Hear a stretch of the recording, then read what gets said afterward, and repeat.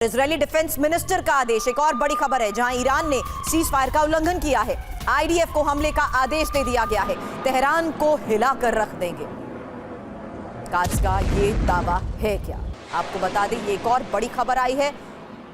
Cease fire के बीच ये लगातार बड़ी खबरें आ रही हैं और अब इजरायली डिफेंस मिनिस्टर का ये आदेश। ईरान ने सीज फायर का उल्लंघन किया है। आईडीएफ को हमले का आदेश दे दिया गया है और तेहरान को हिलाकर रख देंगे।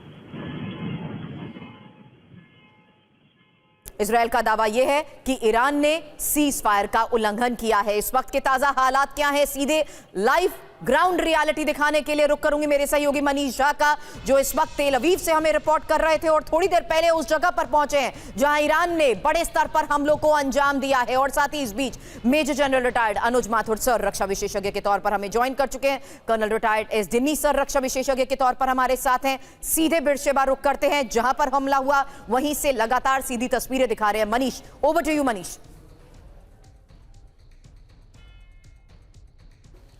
बिल्कुल सुरभि, देखिए सबसे बड़ी बात यह है कि राष्ट्रपति ट्रंप ने सीज फायर का ऐलान किया, लेकिन यहाँ इजरायल में हालात कुछ और थे। इजरायल की सुबह ईरान के मिसाइल हमले से शुरू हुई।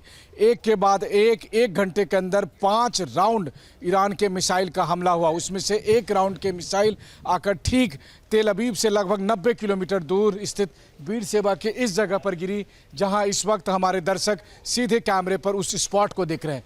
इस बिल्डिंग में आकर यहाँ पर मिसाइल गिरी, जिसकी वजह से आधिकारिक तौर पर 4 लोगों की मौत हो चुकी है और 30 से अधिक लोग घायल हुए हैं। अमूमन होता यह है कि जब मिसाइल आता है और उस समय अलार्म की वजह से लोग बंकर में चले जाते हैं, लेकिन आज चूंकि एक के बाद एक हर 10 मिनट पर मिसाइल के हमले हुए, तो जो लोग थे उन्होंने पुलिस को बताया कि पहले राउंड में तो वो बंकर में चले गए थे, लेकिन 10 मिनट के बाद जब दोबारा हमले हुए तो उसमें से कुछ लोगों ने जो है सो आलस्य के बस कहे, या फिर वही कहते हैं ना कि जब मौत खींच चिल्लाती है तो उस समय दिमाग भी काम नहीं करता है, तो उन्होंने ये फैसला किया कि हम अपने घर में ही रह जाते हैं। और जो लोग घर में रह गए और यहाँ पर मिसाइल गिरी, ईरान की बैलिस्टिक मिसाइल थी, जिसकी वजह से क्या तबाही पहुँची है, क्या विध्वंस हुआ है, वो इस वक्त आप कैमरे पर देख ही रहे हैं।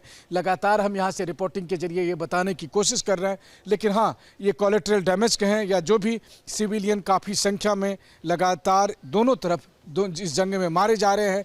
इजराइल में अब तक 13 जून से लेकर अब तक 30 आम लोग मारे जा चुके हैं, जबकि 1300 लोग घायल हुए हैं। वहीं दूसरी तरफ ईरान में अब तक के हमले के दरमियान सरकारी आंकड़े के मुताबिक 400 लोग मारे गए हैं, जबकि गैर सरकारी आंकड़े के मुताबिक 900 से अधिक लोग मारे गए हैं और 4000 लोग घायल हुए हैं। लेकिन इस दरमियान इजराइल के बेरशेबा में रहकर मैं दर्शकों को बता दूं कि अभी फ़िलहाल आम लोगों को समझ में नहीं आ रहा कि क्या इसको हम युद्ध विराम कहें या ना कहें। अगर युद्ध रुक जाती है, शांति स्थापित हो जाती है, तो न केवल ये ईरान और इजराइल के लिए बल्कि पूरे अगर आप कहें तो मध्य पूर्व के लिए या दुनिया के लिए एक बड़ी राहत की बात होगी। लेकिन देखते हैं कि ये युद्ध विराम कब तक चल पाता है, क्योंकि युद्ध विराम के ऐलान के बाद से ईरान से लगातार हमले होते रहे। बल्कि यहाँ पर जहाँ मैं अभी मौजूद हूँ, यहाँ पर कवरेज में कर रहा था, उसी दरमियान आधे घंटे पहले फिर अलर्ट आया कि ईरान की तरफ से मिसाइल के हमले हुए हैं, लेकिन वो हमले नॉर्थ इजराइल में थे और अभी हम लोग